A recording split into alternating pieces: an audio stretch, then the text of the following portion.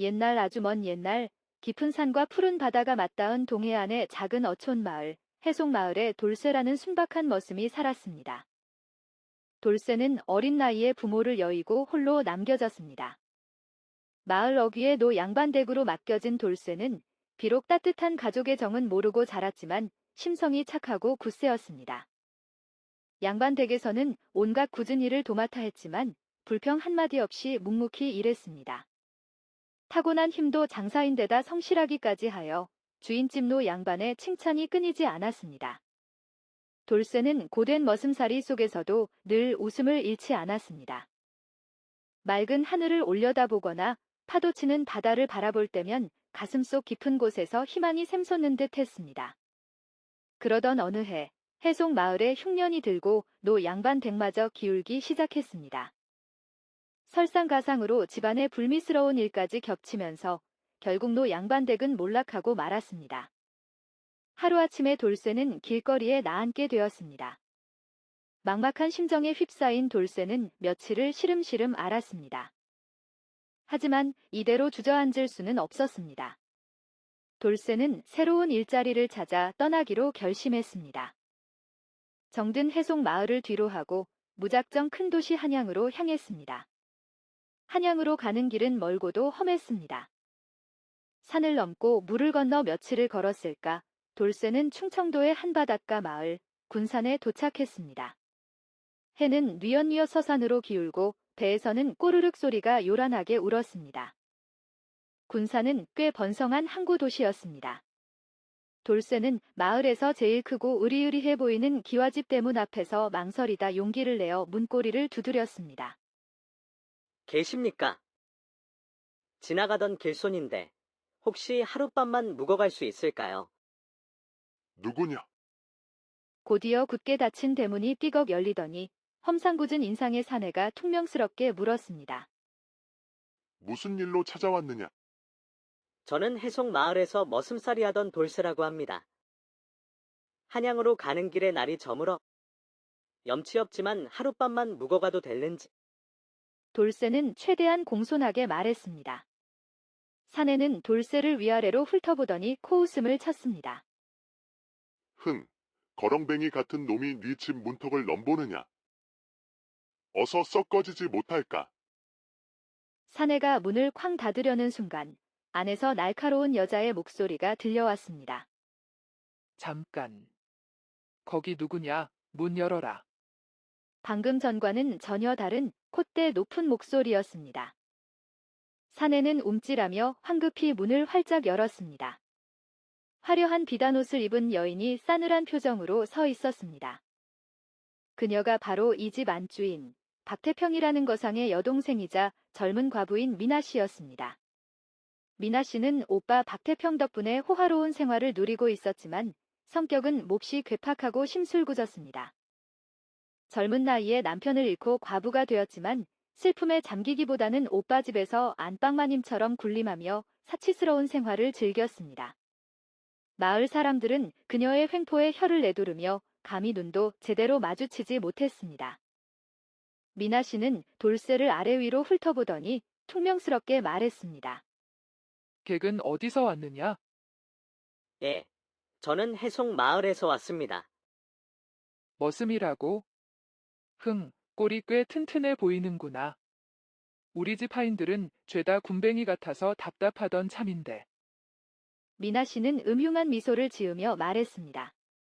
객, 마침 잘 왔으니 밥값이라도 하고 가거라. 내 심부름 하나만 해주겠느냐? 돌쇠는 영문도 모른 채 얼떨떨하게 고개를 끄덕였습니다. 미나 씨는 돌쇠를 집 안으로 데려갔습니다. 저녁상을 푸짐하게 차려주고 값비싼 술까지 권했습니다. 고픈 배를 채우고 술까지 마시니 돌쇠는 긴장이 풀리고 마음이 놓였습니다. 객, 내 부탁은 그리 어려운 것이 아니다. 저 산 너머 마을에 사는 김선달이라는 사람에게 돈 500냥만 전해주면 된다. 미나 씨는 돈 괴짝을 가리키며 말했습니다. 내일 아침 일찍 떠나거라. 길눈이 어두우면 하인을 붙여줄 터이니. 돌쇠는 순순히 미나 씨의 말을 따랐습니다.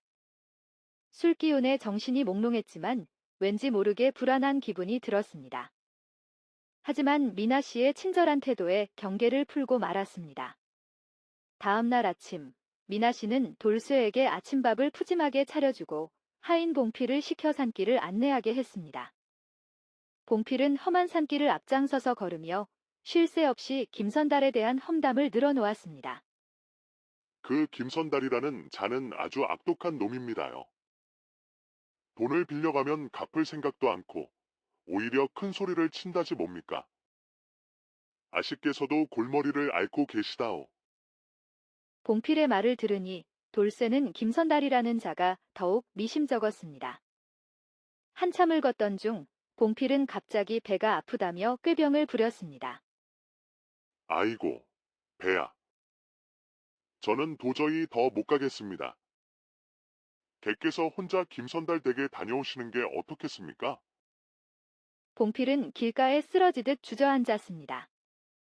돌쇠는 봉필을 혼자 두고 갈 수 없어 난감해했지만 봉필은 기어이 혼자 돌아가겠다고 고집을 부렸습니다. 결국 돌쇠는 돈괴짝을 짊어지고 혼자 산길을 가게 되었습니다. 산을 넘어가던 돌쇠는 갑자기 졸음이 쏟아지는 것을 느꼈습니다. 아침부터 이어진 산길에 피곤하기도 했고 어젯밤 마신 술 기운이 늦게 올라오는 듯 했습니다. 돌쇠는 잠시 쉬어가기로 하고 괴짝을 내려놓고 나무 그늘에 기대어 앉았습니다. 스르륵 눈이 감기더니 깊은 잠에 빠져들었습니다. 얼마나 시간이 흘렀을까요? 돌쇠는 귓가에 들리는 새소리에 잠에서 깨어났습니다. 기지개를 켜고 괴짝을 찾으려는데 괴짝이 온데간데 없이 사라져 버린 것이었습니다. 아이고, 이를 어쩌나. 돌쇠는 정신이 번쩍 들어 주변을 샅샅이 살펴보았지만 돈 괴짝은 그림자도 보이지 않았습니다. 당황한 돌쇠는 어쩔 줄 몰라 발만 동동 굴렀습니다. 빈털터리로 돌아갈 수밖에 없다는 생각에 눈앞이 캄캄해졌습니다. 무거운 발걸음을 옮겨 미나 씨 집으로 돌아온 돌쇠를 기다리고 있던 것은 미나 씨의 불호령이었습니다. 뭔일아. 돈을 잃어버렸다고? 당장 내 돈 내놔. 미나 씨는 삿대질하며 소리쳤습니다. 돌쇠는 무릎을 꿇고 엎드려 죄송하다고 빌었지만 미나 씨는 막무가내였습니다. 흥, 잃어버린 돈은 내가 평생 머슴살이 해서 갚아. 10년은 좋게 일해야 할 것이다. 사실 이 모든 것은 미나 씨의 계략이었습니다. 미나 씨는 돌쇠에게 일부러 술을 진탕 먹여 정신을 놓게 만들고 봉필과 짜고 돈 괴짝을 훔쳐올 계획을 세웠던 것입니다. 봉필이 꾀병을 부린 것도 돌쇠가 잠든 틈을 타 돈 괴짝을 훔쳐 달아난 것도 모두 미나 씨의 지시였습니다. 힘 좋은 머슴을 공짜로 10년이나 부려먹을 생각에 미나 씨는 속으로 쾌재를 불렀습니다. 돌쇠가 순박하고 어리숙해 보이는 것이 딱 속여 넘기기 좋다고 생각했던 것입니다. 그렇게 돌쇠는 억울하게 빚을 지고 미나 씨 집에서 머슴살이를 시작했습니다. 미나 씨의 심술궂은 갑질은 날이 갈수록 심해졌습니다. 조금이라도 마음에 들지 않으면 밤낮으로 호통을 치고 매질을 했습니다.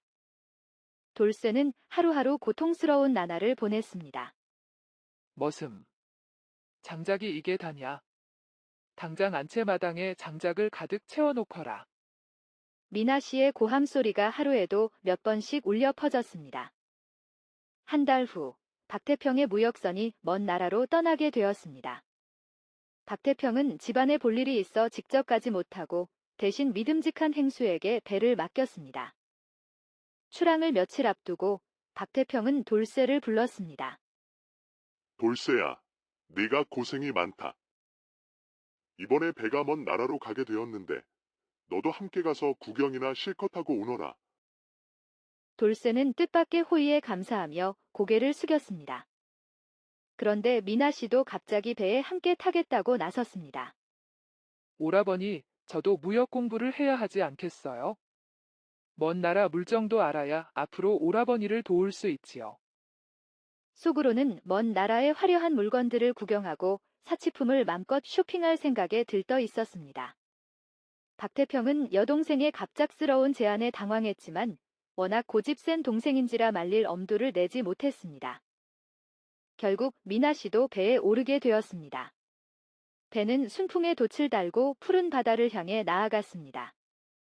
돌쇠는 난생 처음 보는 넓은 바다와 이국적인 풍경에 넋을 잃었습니다. 하지만 미나 씨는 배멀미 때문에 며칠 동안 꼼짝도 못하고 방에 틀어박혀 있었습니다. 며칠 후 갑자기 검은 먹구름이 몰려오고 거센 바람이 불기 시작했습니다. 파도는 집채만 한 크기로 배를 덮쳤습니다. 선원들은 혼비백산하여 돛을 내리고 밧줄을 붙잡았습니다. 배는 쉴 새 없이 흔들리고 뱃머리에서는 삐걱거리는 소리가 났습니다. 선장은 급히 무인도를 찾아 태풍을 피하기로 했습니다. 다행히 멀지 않은 곳에 섬이 하나 눈에 들어왔습니다. 선장은 섬 반대편 갯바위에 배를 정박했습니다. 거센 파도에 배가 부딪히며 덜컹거렸지만 무사히 정박을 마칠 수 있었습니다. 이틀 후 태풍이 잠잠해지자 다시 항해를 시작하려는데 미나 씨가 갑자기 쥐를 보고 기겁하며 소리쳤습니다. 아, 쥐다. 쌀 때문에 쥐가 따라왔나 봐. 당장 쌀을 바다에 던져버려. 선원들은 아까운 쌀을 버릴 수 없다며 만류했지만 미나 씨는 막무가내였습니다. 버리라면 버려. 어서. 평소 미나 씨의 횡포에 질려있던 선원들은 결국 울며 겨자 먹기로 쌀과 곡식들을 바다에 던져버렸습니다.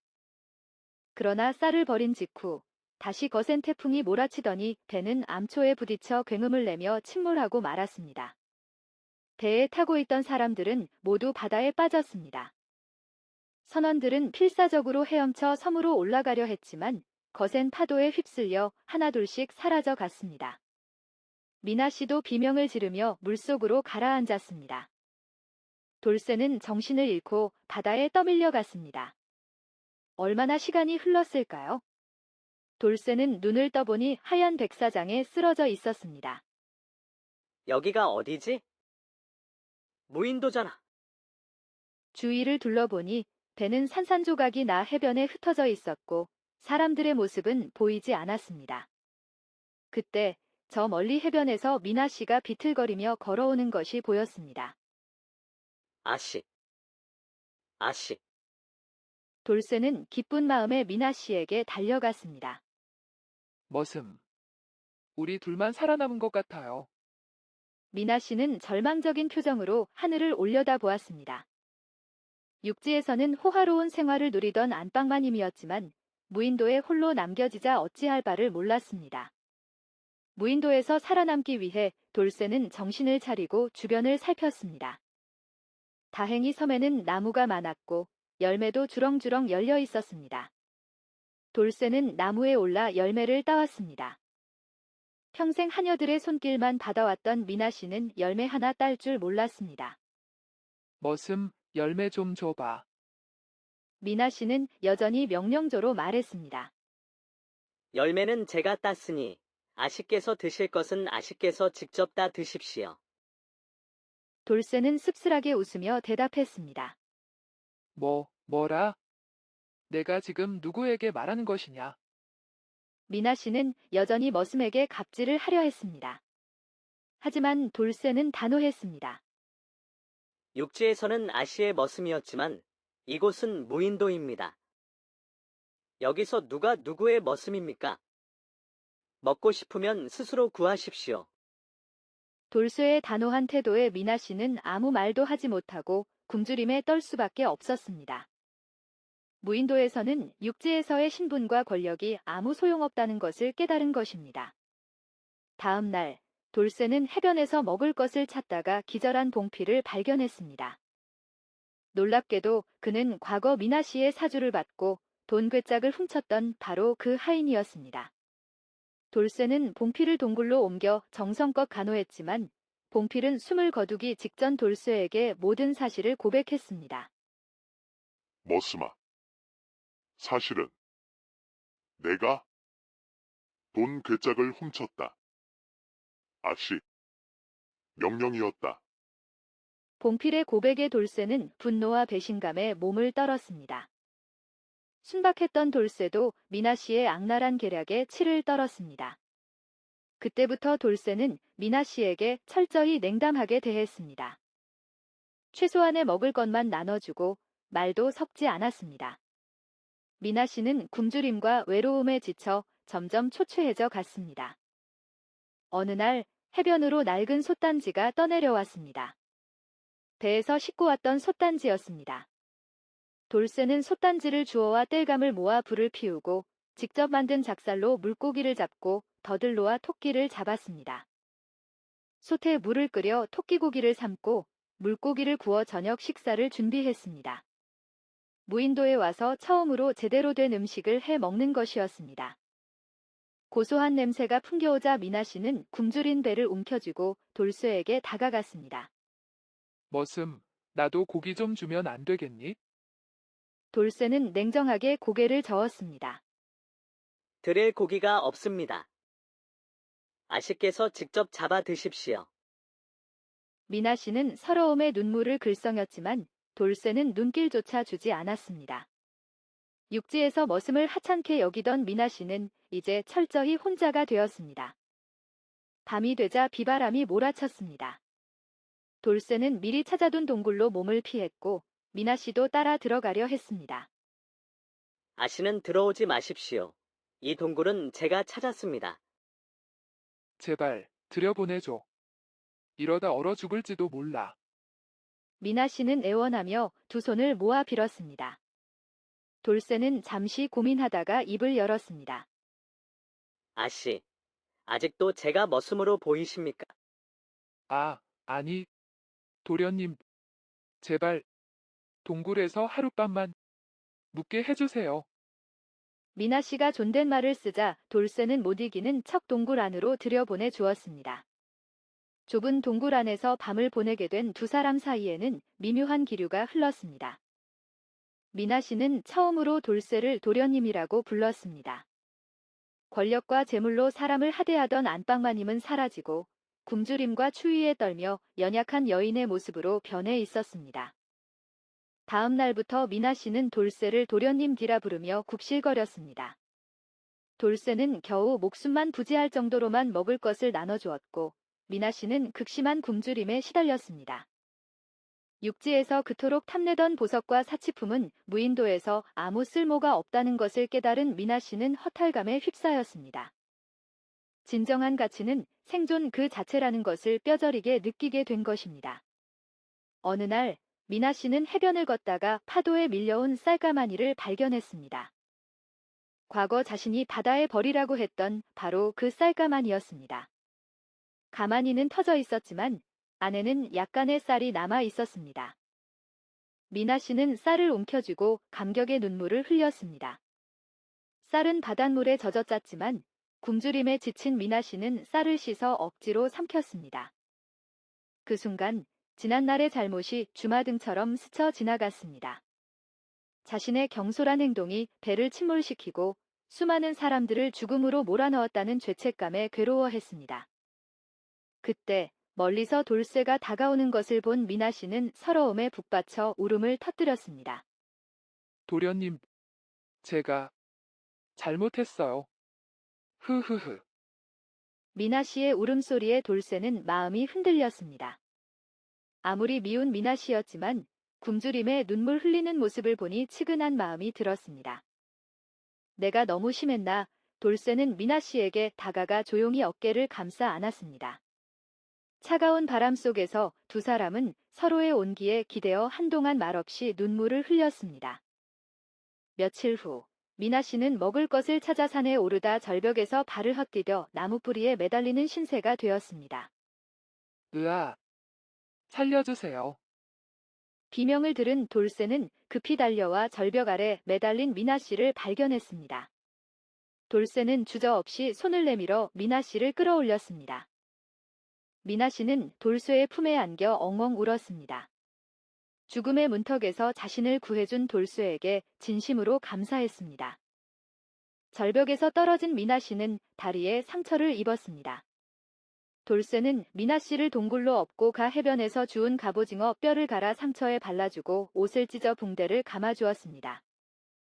돌쇠의 따뜻한 손길에 미나 씨는 감동했습니다. 고맙습니다. 도련님, 미나 씨는 처음으로 진심으로 돌쇠에게 감사 인사를 했습니다. 상처 때문에 열이 오른 미나 씨는 혼수 상태에 빠졌습니다.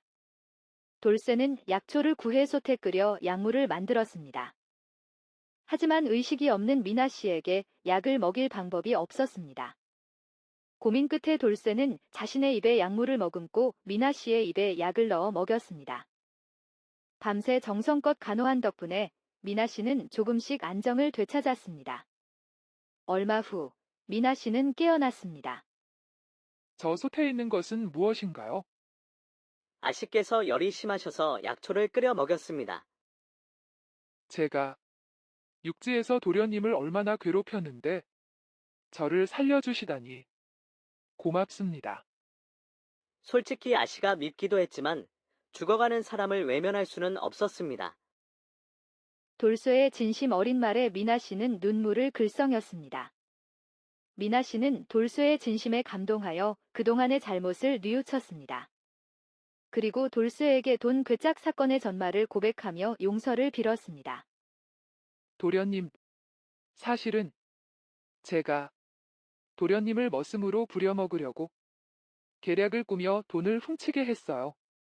제가 죽일 죄인입니다. 아씨, 이미 알고 있었습니다. 예, 알고 계셨다고요? 갯바위에서 하인이 죽기 전에 모든 것을 말해주었습니다. 그랬군요. 도련님께 정말 죄송합니다. 저도 처음에는 화가 났지만 지금은 다 잊었습니다. 이 섬에서는 우리 둘밖에 없으니 과거에 얽매여 감정을 낭비할 필요가 없다고 생각했습니다. 아씨도 부디 지난 일은 잊고 건강부터 회복하십시오. 돌쇠의 넓은 아량에 미나 씨는 감격하여 눈물을 흘렸습니다. 도련님, 저를 용서해 주세요. 미나 씨는 진심으로 뉘우치며 돌쇠에게 용서를 구했습니다. 돌쇠는 미나 씨의 진심을 받아들이고 따뜻하게 용서했습니다. 무인도에서 고난을 함께 겪으며 두 사람 사이에는 묘한 감정이 싹트기 시작했습니다. 시간이 흘러 미나 씨의 상처가 거의 나을 무렵, 미나 씨는 소단의 약물을 보고 궁금해했습니다. 도련님, 그런데 제가 의식이 없었는데 이 약물을 어떻게 먹이셨나요? 돌쇠는 쑥스러운 듯 머뭇거리다 대답했습니다. 방법이 없어서 제가 입으로 약물을 머금고 아씨 입에 넣어드렸습니다. 돌쇠의 말에 미나 씨는 얼굴을 붉혔습니다. 남녀가 입을 맞추는 것은 당시 조선시대에는 큰일이었습니다. 안방마님은 과부였지만 정혼만 했을 뿐 신랑의 얼굴도 제대로 보지 못하고 쫓겨났으니 처녀와 다름없었습니다. 순박한 돌쇠의 순수한 마음에 미나 씨는 새로운 감정을 느끼기 시작했습니다. 차가운 무인도에서 피어난 따뜻한 인간애였습니다. 미나 씨는 과거 권력과 부귀만 쫓았던 자신을 후회하며 비록 가진 것 없고 배운 것 없지만 자신을 진심으로 아끼고 보살펴주는 돌쇠에게 마음이 끌린다는 것을 깨달았습니다. 섬에서 언제 구조될지도 모르는 상황 속에서 미나 씨는 돌쇠를 남편으로 받아들이기로 마음먹었습니다. 돌쇠 또한 미나 씨의 변화된 모습에 호감을 느끼고 있었고 두 사람은 서로의 마음을 확인하며 사랑을 맹세했습니다. 신분 차이를 뛰어넘는 진실한 사랑이 싹튼 것입니다. 밤하늘 아래 파도 소리가 잔잔하게 울리는 무인도에서 두 사람은 서로에게 의지하며 사랑을 키워나갔습니다. 하지만 현실적인 문제도 있었습니다. 무인도에서 구조된다고 해도 양반과 머슴 신분으로는 부부로 살아갈 수 없다는 것을 알고 있었기 때문입니다. 돌쇠는 차라리 구조되지 않고 사랑하는 미나 씨와 무인도에서 영원히 살고 싶다는 생각까지 했습니다. 하지만 미나 씨는 현실을 외면할 수 없었습니다. 자신의 잘못으로 인해 오빠와 집안에 큰 짐을 지게 했다는 죄책감에 괴로워했습니다. 두 사람은 무인도에서 부부가 되어 알콩달콩 살았지만 먹을 것이 점점 부족해졌습니다. 여보, 이제 먹을 것이 거의 다 떨어졌어요. 큰일이에요. 걱정하던 두 사람은 과거 해변에서 주워 먹었던 쌀이 생각났습니다. 혹시 쌀가마니가 더 떠내려왔을지도 몰라요. 쌀을 버렸던 갯바위 주변을 다시 찾아봅시다. 두 사람은 쌀을 버렸던 갯바위로 달려갔습니다. 갯바위 주변을 샅샅이 뒤졌지만 쌀가마니는 보이지 않았습니다. 실망하려는 찰나, 저 멀리 갯바위 위에 쌀자루 하나가 놓여 있는 것을 발견했습니다. 쌀자루는 바닷물에 젖지 않아 쌀은 짜지 않았습니다. 자루 안에는 벼가 3말 정도 들어 있었습니다. 기적과도 같은 일이었습니다. 여보, 벼가 있어요. 이 벼를 찧어서 밥을 해 먹을 수 있어요. 미나 씨는 기쁨에 겨워 돌쇠의 손을 잡고 갯바위를 빙빙 돌았습니다. 두 사람은 벼를 찧어 쌀을 만들고 밥을 지었습니다. 무인도에 표류한 후 처음으로 맛보는 흰쌀밥은 그 어떤 음식보다 꿀맛 같았습니다. 눈물 젖은 쌀밥이었지만 그 맛은 세상 어떤 진미와도 비교할 수 없었습니다. 밥을 먹던 미나 씨는 갑자기 눈물을 글썽였습니다. 왜 울어? 밥이 맛이 없어요? 아니에요. 이 쌀 한 톨이 얼마나 소중한지 깨달아서 그래요. 옛날에 제가 함부로 쌀을 버리라고 했던 것이 얼마나 어리석은 짓이었는지 이제야 알 것 같아요. 옛날 농부들이 밥 한 톨에 땀이 서 말리라고 했지요. 쌀 한 톨을 만들기 위해 얼마나 많은 농부들이 땀을 흘리는지. 저는 육지에서 머슴들을 함부로 대했었는데 이 섬에 와서야 제가 얼마나 잘못 살았는지 깨달았어요. 미나 씨는 지난날의 잘못을 깊이 뉘우치며 눈물을 훔쳤습니다. 다 지난 일이에요. 지금이라도 깨달았으니 앞으로 잘 살면 돼요. 돌쇠는 따뜻한 눈빛으로 미나 씨를 바라보며 말했습니다. 두 사람은 쌀밥을 나눠 먹으며 앞으로 희망을 잃지 않고 살아가기로 다짐했습니다. 하지만 쌀도 곧 바닥을 드러내고 다시 먹을 것이 걱정되었습니다. 언제 구조될지도 모르는 막막한 상황 속에서 두 사람은 서로에게 의지하며 하루하루를 버텨나갔습니다. 어느 날 멀리 수평선 너머에서 큰 배 한 척이 무인도로 다가오는 것이 보였습니다. 상인 박태평이 여동생을 찾기 위해 보낸 수색선 중 하나였습니다. 배는 무인도에서 피어오르는 연기를 보고 섬으로 다가온 것이었습니다. 아이러니컬하게도 미나 씨를 구한 것은 과거 그녀가 버리라고 했던 쌀 덕분이었습니다. 쌀을 끓여 먹기 위해 피운 연기가 구조 신호가 된 것입니다. 여보, 배가 오고 있어요. 정말이네요. 이제 육지로 돌아갈 수 있어요. 미나 씨는 기쁨에 환호했지만 돌쇠는 기쁨보다 걱정이 앞섰습니다. 사랑하는 미나 씨와 헤어져야 할지도 모른다는 생각 때문이었습니다. 육지로 돌아가면 다시 머슴과 안방마님으로 돌아가야 할지도 모릅니다. 두 사람의 사랑은 신분의 벽 앞에서 또다시 시험대에 오르게 된 것입니다. 두 사람은 무사히 구조되어 군산으로 돌아왔습니다.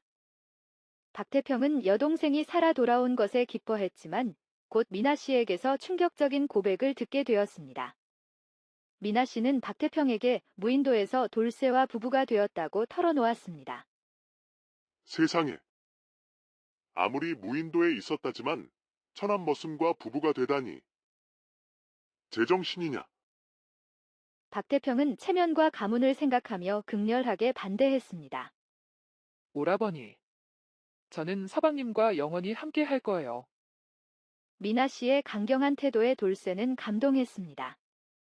미나 씨는 더 이상 예전의 안방마님이 아니었습니다. 무인도에서의 고난을 통해 진정한 사랑과 삶의 가치를 깨달은 것입니다. 박태평이 더욱 화를 내며 둘을 쫓아내려던 찰나, 미나 씨가 갑자기 헛구역질을 했습니다. 이게 무슨 소리냐? 혹시 임신을 한 것이냐? 박태평은 눈을 부릅뜨고 물었습니다.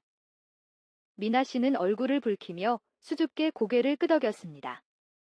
상상도 못했던 상황에 박태평은 망연자실하며 두 사람을 집에서 내쫓았습니다.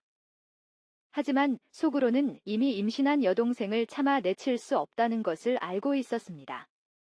집에서 쫓겨난 두 사람은 정처 없이 길을 떠났습니다. 군산 읍내를 벗어나 산길을 걷던 중 등 뒤에서 누군가 급하게 뛰어오는 소리가 들렸습니다. 돌아보니 박태평의 집 청직이었습니다. 도련님, 아씨. 주인님께서 겉으로는 내쫓으셨지만 속으로는 두 분을 걱정하고 계십니다. 이 돈으로 새 삶을 시작하시라고 하셨습니다. 청지기는 돈 자루만 건네주고 황급히 돌아갔습니다. 박태평은 겉으로는 모질게 내쫓았지만 뒤로는 몰래 돈을 보내준 것입니다. 돈 자루를 받아든 두 사람은 박태평의 따뜻한 마음에 감격하여 눈물을 글썽였습니다. 돌쇠와 미나 씨는 아무도 모르는 남쪽 고을로 내려가 작은 집을 짓고 가정을 꾸렸습니다. 돌쇠는 밭을 갈고 나무를 하며 부지런히 일했고 미나 씨는 삭바느질을 하며 가게를 도왔습니다. 얼마 후 미나 씨는 예쁜 딸을 낳았습니다. 한때 사치와 허영에 젖어 살았던 미나 씨는 무인도에서의 경험을 통해 진정한 행복은 물질적인 풍요가 아닌 사랑과 인간적인 관계에 있다는 것을 깨달았습니다. 소박하지만 행복한 가정을 꾸린 돌쇠와 미나 씨는 서로 아끼고 사랑하며 오래오래 행복하게 살았습니다.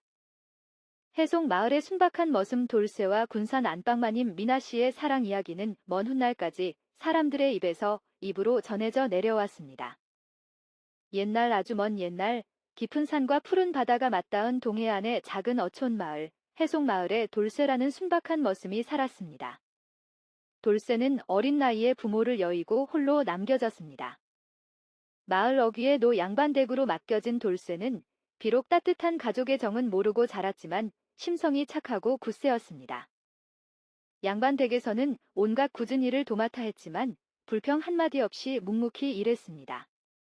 타고난 힘도 장사인데다 성실하기까지 하여 주인집 노 양반의 칭찬이 끊이지 않았습니다. 돌쇠는 고된 머슴살이 속에서도 늘 웃음을 잃지 않았습니다. 맑은 하늘을 올려다보거나 파도치는 바다를 바라볼 때면 가슴속 깊은 곳에서 희망이 샘솟는 듯 했습니다. 그러던 어느 해 해송 마을에 흉년이 들고 노 양반 댁마저 기울기 시작했습니다. 설상가상으로 집안에 불미스러운 일까지 겹치면서 결국 노 양반 댁은 몰락하고 말았습니다. 하루아침에 돌쇠는 길거리에 나앉게 되었습니다. 막막한 심정에 휩싸인 돌쇠는 며칠을 시름시름 앓았습니다. 하지만 이대로 주저앉을 수는 없었습니다. 돌쇠는 새로운 일자리를 찾아 떠나기로 결심했습니다. 정든 해송 마을을 뒤로하고 무작정 큰 도시 한양으로 향했습니다. 한양으로 가는 길은 멀고도 험했습니다. 산을 넘고 물을 건너 며칠을 걸었을까 돌쇠는 충청도의 한 바닷가 마을 군산에 도착했습니다. 해는 뉘엿뉘엿 서산으로 기울고 배에서는 꼬르륵 소리가 요란하게 울었습니다. 군산은 꽤 번성한 항구 도시였습니다. 돌쇠는 마을에서 제일 크고 으리으리해 보이는 기와집 대문 앞에서 망설이다 용기를 내어 문고리를 두드렸습니다. 계십니까? 지나가던 길손인데 혹시 하룻밤만 묵어갈 수 있을까요? 누구냐? 곧이어 굳게 닫힌 대문이 삐걱 열리더니 험상궂은 인상의 사내가 퉁명스럽게 물었습니다. 무슨 일로 찾아왔느냐? 저는 해송 마을에서 머슴살이 하던 돌쇠라고 합니다. 한양으로 가는 길에 날이 저물어 염치 없지만 하룻밤만 묵어가도 될는지. 돌쇠는 최대한 공손하게 말했습니다. 사내는 돌쇠를 위아래로 훑어보더니 코웃음을 쳤습니다. 흥, 거렁뱅이 같은 놈이 네 집 문턱을 넘보느냐? 어서 썩 꺼지지 못할까? 사내가 문을 쾅 닫으려는 순간 안에서 날카로운 여자의 목소리가 들려왔습니다. 잠깐. 거기 누구냐? 문 열어라. 방금 전과는 전혀 다른 콧대 높은 목소리였습니다. 사내는 움찔하며 황급히 문을 활짝 열었습니다. 화려한 비단옷을 입은 여인이 싸늘한 표정으로 서 있었습니다. 그녀가 바로 이 집 안주인 박태평이라는 거상의 여동생이자 젊은 과부인 미나 씨였습니다. 미나 씨는 오빠 박태평 덕분에 호화로운 생활을 누리고 있었지만 성격은 몹시 괴팍하고 심술궂었습니다. 젊은 나이에 남편을 잃고 과부가 되었지만 슬픔에 잠기기보다는 오빠 집에서 안방마님처럼 군림하며 사치스러운 생활을 즐겼습니다. 마을 사람들은 그녀의 횡포에 혀를 내두르며 감히 눈도 제대로 마주치지 못했습니다. 미나 씨는 돌쇠를 아래 위로 훑어보더니 퉁명스럽게 말했습니다. 객은 어디서 왔느냐?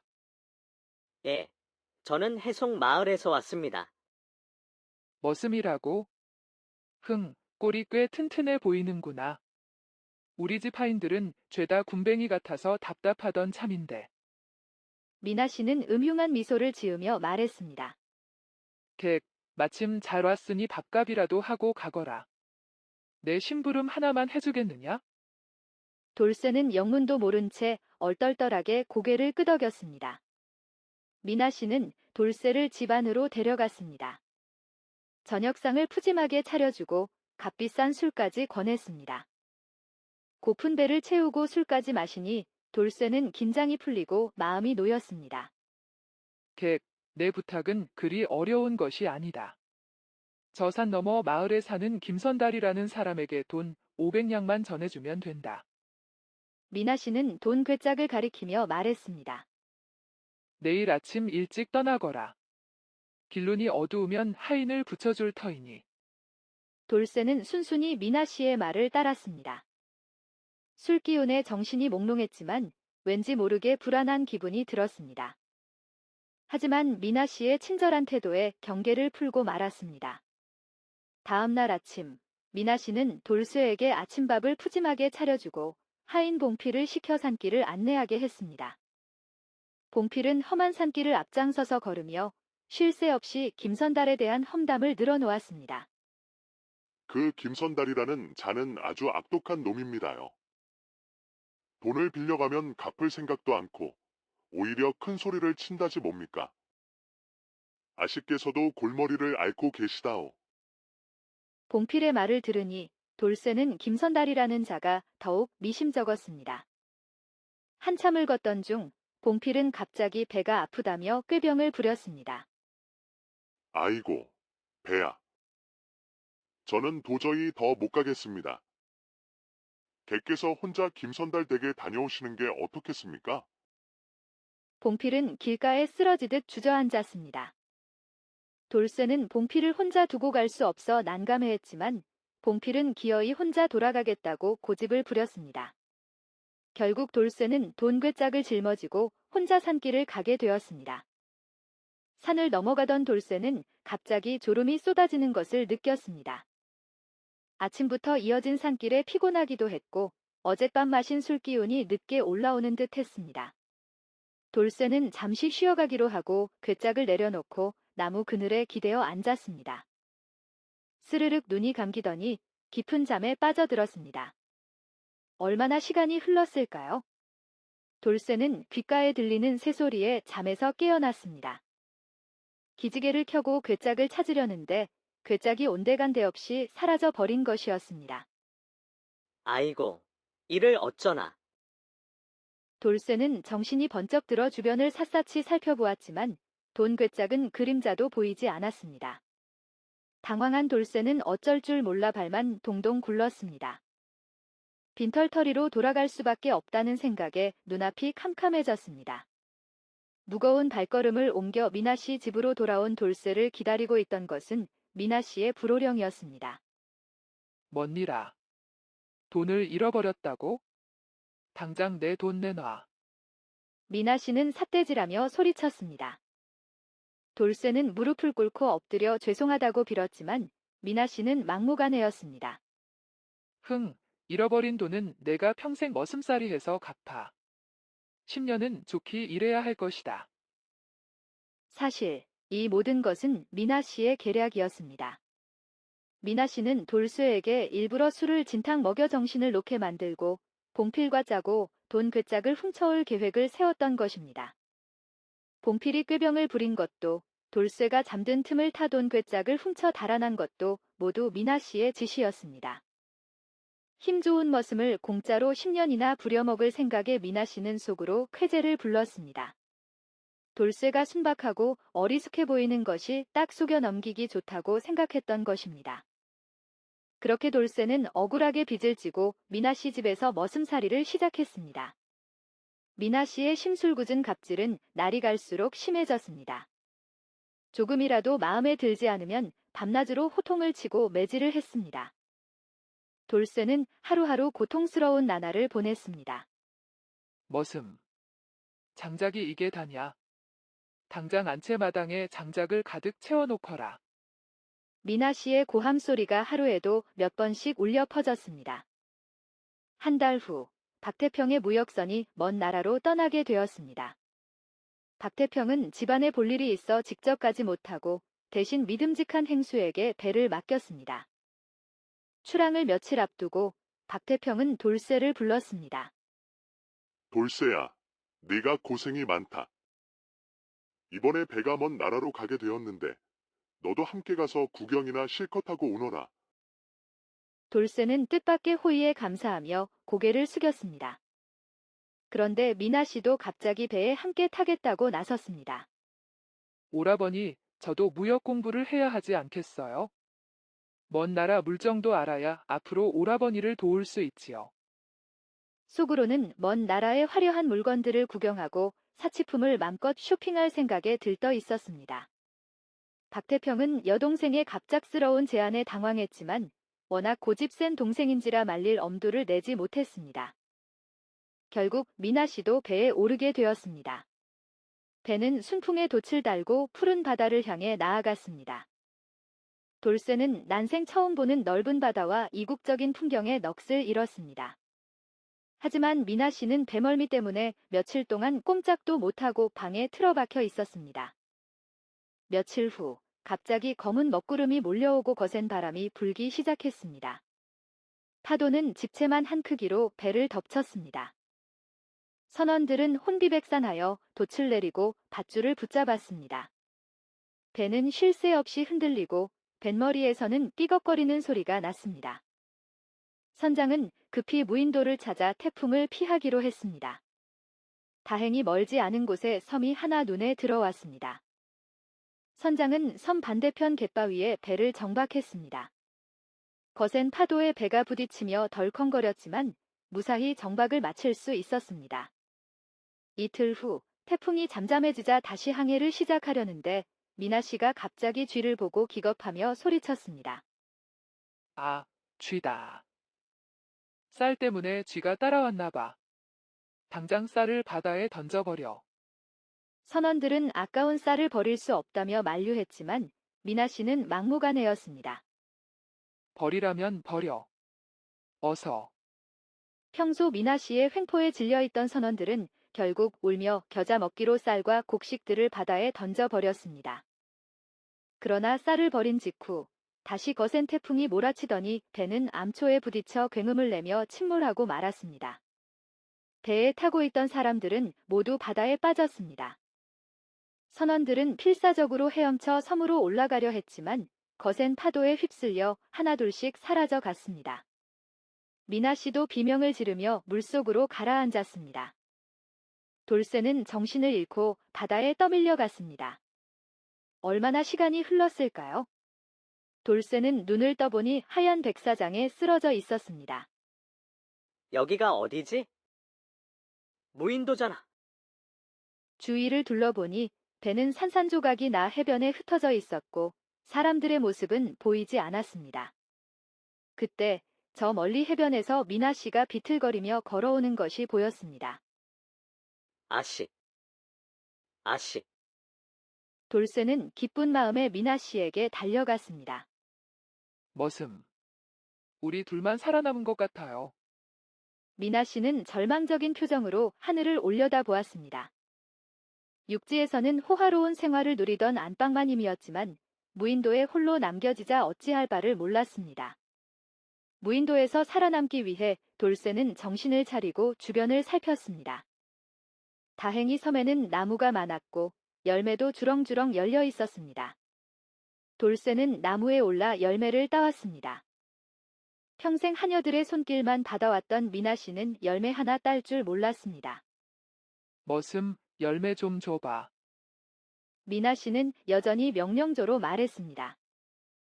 열매는 제가 땄으니 아씨께서 드실 것은 아씨께서 직접 따 드십시오. 돌쇠는 씁쓸하게 웃으며 대답했습니다. 뭐라? 내가 지금 누구에게 말하는 것이냐? 미나 씨는 여전히 머슴에게 갑질을 하려 했습니다. 하지만 돌쇠는 단호했습니다. 육지에서는 아씨의 머슴이었지만 이곳은 무인도입니다. 여기서 누가 누구의 머슴입니까? 먹고 싶으면 스스로 구하십시오. 돌쇠의 단호한 태도에 미나 씨는 아무 말도 하지 못하고 굶주림에 떨 수밖에 없었습니다. 무인도에서는 육지에서의 신분과 권력이 아무 소용없다는 것을 깨달은 것입니다. 다음 날, 돌쇠는 해변에서 먹을 것을 찾다가 기절한 봉피를 발견했습니다. 놀랍게도 그는 과거 미나 씨의 사주를 받고 돈 괴짝을 훔쳤던 바로 그 하인이었습니다. 돌쇠는 봉필을 동굴로 옮겨 정성껏 간호했지만 봉필은 숨을 거두기 직전 돌쇠에게 모든 사실을 고백했습니다. 머스마. 사실은 내가 돈 괴짝을 훔쳤다. 아씨, 명령이었다. 봉필의 고백에 돌쇠는 분노와 배신감에 몸을 떨었습니다. 순박했던 돌쇠도 미나 씨의 악랄한 계략에 치를 떨었습니다. 그때부터 돌쇠는 미나 씨에게 철저히 냉담하게 대했습니다. 최소한의 먹을 것만 나눠주고 말도 섞지 않았습니다. 미나 씨는 굶주림과 외로움에 지쳐 점점 초췌해져 갔습니다. 어느 날 해변으로 낡은 솥단지가 떠내려왔습니다. 배에서 싣고 왔던 솥단지였습니다. 돌쇠는 솥단지를 주워와 땔감을 모아 불을 피우고 직접 만든 작살로 물고기를 잡고 더들로와 토끼를 잡았습니다. 솥에 물을 끓여 토끼고기를 삶고 물고기를 구워 저녁 식사를 준비했습니다. 무인도에 와서 처음으로 제대로 된 음식을 해 먹는 것이었습니다. 고소한 냄새가 풍겨오자 미나 씨는 굶주린 배를 움켜쥐고 돌쇠에게 다가갔습니다. 머슴, 나도 고기 좀 주면 안 되겠니? 돌쇠는 냉정하게 고개를 저었습니다. 드릴 고기가 없습니다. 아씨께서 직접 잡아 드십시오. 미나 씨는 서러움에 눈물을 글썽였지만 돌쇠는 눈길조차 주지 않았습니다. 육지에서 머슴을 하찮게 여기던 미나 씨는 이제 철저히 혼자가 되었습니다. 밤이 되자 비바람이 몰아쳤습니다. 돌쇠는 미리 찾아둔 동굴로 몸을 피했고 미나 씨도 따라 들어가려 했습니다. 아씨는 들어오지 마십시오. 이 동굴은 제가 찾았습니다. 제발, 들여보내줘. 이러다 얼어 죽을지도 몰라. 미나 씨는 애원하며 두 손을 모아 빌었습니다. 돌쇠는 잠시 고민하다가 입을 열었습니다. 아씨, 아직도 제가 머슴으로 보이십니까? 아, 아니, 도련님, 제발, 동굴에서 하룻밤만 묵게 해주세요. 미나 씨가 존댓말을 쓰자 돌쇠는 못 이기는 척 동굴 안으로 들여보내 주었습니다. 좁은 동굴 안에서 밤을 보내게 된 두 사람 사이에는 미묘한 기류가 흘렀습니다. 미나 씨는 처음으로 돌쇠를 도련님이라고 불렀습니다. 권력과 재물로 사람을 하대하던 안방마님은 사라지고 굶주림과 추위에 떨며 연약한 여인의 모습으로 변해 있었습니다. 다음 날부터 미나 씨는 돌쇠를 도련님 뒤라 부르며 굽실거렸습니다. 돌쇠는 겨우 목숨만 부지할 정도로만 먹을 것을 나눠주었고 미나 씨는 극심한 굶주림에 시달렸습니다. 육지에서 그토록 탐내던 보석과 사치품은 무인도에서 아무 쓸모가 없다는 것을 깨달은 미나 씨는 허탈감에 휩싸였습니다. 진정한 가치는 생존 그 자체라는 것을 뼈저리게 느끼게 된 것입니다. 어느 날 미나 씨는 해변을 걷다가 파도에 밀려온 쌀가마니를 발견했습니다. 과거 자신이 바다에 버리라고 했던 바로 그 쌀가마니였습니다. 가마니는 터져 있었지만 안에는 약간의 쌀이 남아 있었습니다. 미나 씨는 쌀을 움켜쥐고 감격의 눈물을 흘렸습니다. 쌀은 바닷물에 젖어 짰지만 굶주림에 지친 미나 씨는 쌀을 씻어 억지로 삼켰습니다. 그 순간 지난날의 잘못이 주마등처럼 스쳐 지나갔습니다. 자신의 경솔한 행동이 배를 침몰시키고 수많은 사람들을 죽음으로 몰아넣었다는 죄책감에 괴로워했습니다. 그때 멀리서 돌쇠가 다가오는 것을 본 미나 씨는 서러움에 북받쳐 울음을 터뜨렸습니다. 도련님, 제가 잘못했어요. 흐흐흐. 미나 씨의 울음소리에 돌쇠는 마음이 흔들렸습니다. 아무리 미운 미나 씨였지만 굶주림에 눈물 흘리는 모습을 보니 측은한 마음이 들었습니다. 내가 너무 심했나? 돌쇠는 미나 씨에게 다가가 조용히 어깨를 감싸 안았습니다.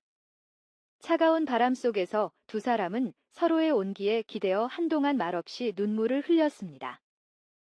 며칠 후, 미나 씨는 먹을 것을 찾아 산에 오르다 절벽에서 발을 헛디뎌 나무뿌리에 매달리는 신세가 되었습니다. 으아. 살려주세요. 비명을 들은 돌쇠는 급히 달려와 절벽 아래 매달린 미나 씨를 발견했습니다.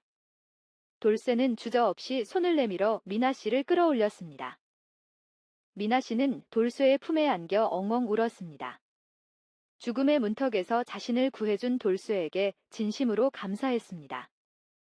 절벽에서 떨어진 미나 씨는 다리에 상처를 입었습니다. 돌쇠는 미나 씨를 동굴로 업고 가 해변에서 주운 갑오징어 뼈를 갈아 상처에 발라주고 옷을 찢어 붕대를 감아주었습니다. 돌쇠의 따뜻한 손길에 미나 씨는 감동했습니다. 고맙습니다. 도련님, 미나 씨는 처음으로 진심으로 돌쇠에게 감사 인사를 했습니다. 상처 때문에 열이 오른 미나 씨는 혼수 상태에 빠졌습니다. 돌쇠는 약초를 구해 솥에 끓여 약물을 만들었습니다. 하지만 의식이 없는 미나 씨에게 약을 먹일 방법이 없었습니다. 고민 끝에 돌쇠는 자신의 입에 약물을 머금고 미나 씨의 입에 약을 넣어 먹였습니다. 밤새 정성껏 간호한 덕분에 미나 씨는 조금씩 안정을 되찾았습니다. 얼마 후, 미나 씨는 깨어났습니다. 저 솥에 있는 것은 무엇인가요? 아씨께서 열이 심하셔서 약초를 끓여 먹였습니다. 제가 육지에서 도련님을 얼마나 괴롭혔는데 저를 살려주시다니 고맙습니다. 솔직히 아씨가 밉기도 했지만 죽어가는 사람을 외면할 수는 없었습니다. 돌쇠의 진심 어린 말에 미나 씨는 눈물을 글썽였습니다. 미나 씨는 돌쇠의 진심에 감동하여 그동안의 잘못을 뉘우쳤습니다. 그리고 돌쇠에게 돈 괴짝 사건의 전말을 고백하며 용서를 빌었습니다. 도련님, 사실은 제가 도련님을 머슴으로 부려먹으려고 계략을 꾸며 돈을 훔치게 했어요. 제가 죽일 죄인입니다. 아씨, 이미 알고 있었습니다. 예, 알고 계셨다고요?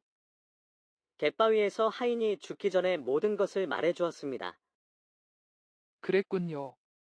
도련님께 정말 죄송합니다.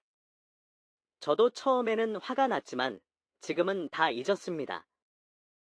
이 섬에서는 우리 둘밖에 없으니 과거에 얽매여 감정을 낭비할 필요가 없다고 생각했습니다. 아씨도 부디 지난 일은 잊고 건강부터 회복하십시오. 돌쇠의 넓은 아량에 미나 씨는 감격하여 눈물을 흘렸습니다. 도련님, 저를 용서해 주세요. 미나 씨는 진심으로 뉘우치며 돌쇠에게 용서를 구했습니다. 돌쇠는 미나 씨의 진심을 받아들이고 따뜻하게 용서했습니다. 무인도에서 고난을 함께 겪으며 두 사람 사이에는 묘한 감정이 싹트기 시작했습니다. 시간이 흘러 미나 씨의 상처가 거의 나을 무렵, 미나 씨는 소단의 약물을 보고 궁금해했습니다. 도련님, 그런데 제가 의식이 없었는데 이 약물을 어떻게 먹이셨나요? 돌쇠는 쑥스러운 듯 머뭇거리다 대답했습니다. 방법이 없어서 제가 입으로 약물을 머금고 아씨 입에 넣어드렸습니다. 돌쇠의 말에 미나 씨는 얼굴을 붉혔습니다. 남녀가 입을 맞추는 것은 당시 조선시대에는 큰일이었습니다. 안방마님은 과부였지만 정혼만 했을 뿐 신랑의 얼굴도 제대로 보지 못하고 쫓겨났으니 처녀와 다름없었습니다. 순박한 돌쇠의 순수한 마음에 미나 씨는 새로운 감정을 느끼기 시작했습니다. 차가운 무인도에서 피어난 따뜻한 인간애였습니다. 미나 씨는 과거 권력과 부귀만 쫓았던 자신을 후회하며 비록 가진 것 없고 배운 것 없지만 자신을 진심으로 아끼고 보살펴주는 돌쇠에게 마음이 끌린다는 것을 깨달았습니다. 섬에서 언제 구조될지도 모르는 상황 속에서 미나 씨는 돌쇠를 남편으로 받아들이기로 마음먹었습니다. 돌쇠 또한 미나 씨의 변화된 모습에 호감을 느끼고 있었고, 두 사람은 서로의 마음을 확인하며 사랑을 맹세했습니다.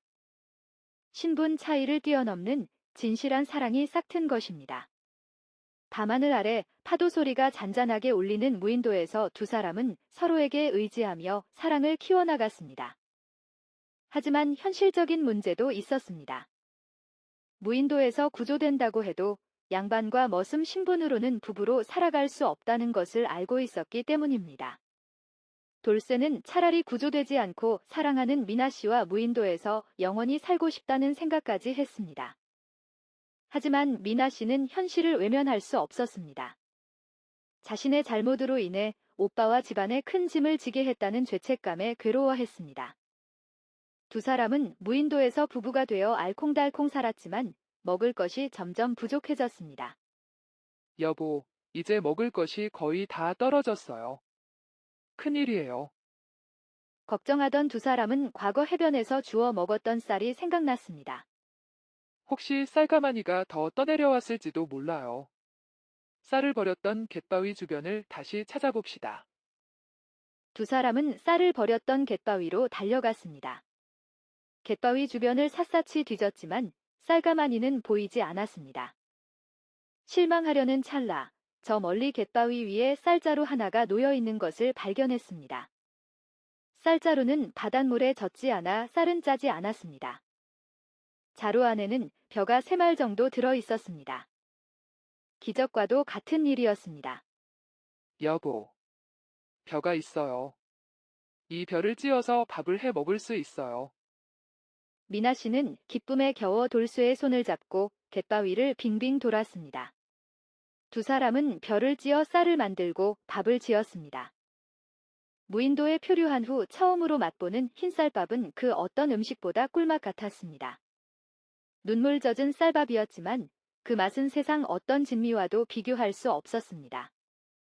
밥을 먹던 미나 씨는 갑자기 눈물을 글썽였습니다. 왜 울어? 밥이 맛이 없어요? 아니에요. 이 쌀 한 톨이 얼마나 소중한지 깨달아서 그래요. 옛날에 제가 함부로 쌀을 버리라고 했던 것이 얼마나 어리석은 짓이었는지 이제야 알 것 같아요. 옛날 농부들이 밥 한 톨에 땀이 서 말이라고 했지요. 쌀 한 톨을 만들기 위해 얼마나 많은 농부들이 땀을 흘리는지. 저는 육지에서 머슴들을 함부로 대했었는데 이 섬에 와서야 제가 얼마나 잘못 살았는지 깨달았어요. 미나 씨는 지난날의 잘못을 깊이 뉘우치며 눈물을 훔쳤습니다. 다 지난 일이에요. 지금이라도 깨달았으니 앞으로 잘 살면 돼요. 돌쇠는 따뜻한 눈빛으로 미나 씨를 바라보며 말했습니다. 두 사람은 쌀밥을 나눠 먹으며 앞으로 희망을 잃지 않고 살아가기로 다짐했습니다. 하지만 쌀도 곧 바닥을 드러내고 다시 먹을 것이 걱정되었습니다. 언제 구조될지도 모르는 막막한 상황 속에서 두 사람은 서로에게 의지하며 하루하루를 버텨나갔습니다. 어느 날 멀리 수평선 너머에서 큰 배 한 척이 무인도로 다가오는 것이 보였습니다. 상인 박태평이 여동생을 찾기 위해 보낸 수색선 중 하나였습니다. 배는 무인도에서 피어오르는 연기를 보고 섬으로 다가온 것이었습니다. 아이러니컬하게도 미나 씨를 구한 것은 과거 그녀가 버리라고 했던 쌀 덕분이었습니다. 쌀을 끓여 먹기 위해 피운 연기가 구조 신호가 된 것입니다. 여보, 배가 오고 있어요. 정말이네요. 이제 육지로 돌아갈 수 있어요. 미나 씨는 기쁨에 환호했지만 돌쇠는 기쁨보다 걱정이 앞섰습니다. 사랑하는 미나 씨와 헤어져야 할지도 모른다는 생각 때문이었습니다. 육지로 돌아가면 다시 머슴과 안방마님으로 돌아가야 할지도 모릅니다. 두 사람의 사랑은 신분의 벽 앞에서 또다시 시험대에 오르게 된 것입니다. 두 사람은 무사히 구조되어 군산으로 돌아왔습니다. 박태평은 여동생이 살아 돌아온 것에 기뻐했지만 곧 미나 씨에게서 충격적인 고백을 듣게 되었습니다. 미나 씨는 박태평에게 무인도에서 돌쇠와 부부가 되었다고 털어놓았습니다. 세상에, 아무리 무인도에 있었다지만 천안 머슴과 부부가 되다니. 제정신이냐? 박태평은 체면과 가문을 생각하며 극렬하게 반대했습니다. 오라버니. 저는 서방님과 영원히 함께 할 거예요. 미나 씨의 강경한 태도에 돌쇠는 감동했습니다. 미나 씨는 더 이상 예전의 안방마님이 아니었습니다. 무인도에서의 고난을 통해 진정한 사랑과 삶의 가치를 깨달은 것입니다. 박태평이 더욱 화를 내며 둘을 쫓아내려던 찰나, 미나 씨가 갑자기 헛구역질을 했습니다. 이게 무슨 소리냐? 혹시 임신을 한 것이냐? 박태평은 눈을 부릅뜨고 물었습니다. 미나 씨는 얼굴을 붉히며 수줍게 고개를 끄덕였습니다. 상상도 못했던 상황에 박태평은 망연자실하며 두 사람을 집에서 내쫓았습니다. 하지만 속으로는 이미 임신한 여동생을 차마 내칠 수 없다는 것을 알고 있었습니다. 집에서 쫓겨난 두 사람은 정처 없이 길을 떠났습니다. 군산 읍내를 벗어나 산길을 걷던 중 등 뒤에서 누군가 급하게 뛰어오는 소리가 들렸습니다. 돌아보니 박태평의 집 청직이었습니다. 도련님, 아씨. 주인님께서 겉으로는 내쫓으셨지만 속으로는 두 분을 걱정하고 계십니다. 이 돈으로 새 삶을 시작하시라고 하셨습니다. 청지기는 돈 자루만 건네주고 황급히 돌아갔습니다. 박태평은 겉으로는 모질게 내쫓았지만 뒤로는 몰래 돈을 보내준 것입니다. 돈 자루를 받아든 두 사람은 박태평의 따뜻한 마음에 감격하여 눈물을 글썽였습니다. 돌쇠와 미나 씨는 아무도 모르는 남쪽 고을로 내려가 작은 집을 짓고 가정을 꾸렸습니다. 돌쇠는 밭을 갈고 나무를 하며 부지런히 일했고 미나 씨는 삭바느질을 하며 가게를 도왔습니다. 얼마 후 미나 씨는 예쁜 딸을 낳았습니다. 한때 사치와 허영에 젖어 살았던 미나 씨는 무인도에서의 경험을 통해 진정한 행복은 물질적인 풍요가 아닌 사랑과 인간적인 관계에 있다는 것을 깨달았습니다. 소박하지만 행복한 가정을 꾸린 돌쇠와 미나 씨는 서로 아끼고 사랑하며 오래오래 행복하게 살았습니다. 해송 마을의 순박한 머슴 돌쇠와 군산 안방마님 미나 씨의 사랑 이야기는 먼 훗날까지 사람들의 입에서 입으로 전해져 내려왔습니다.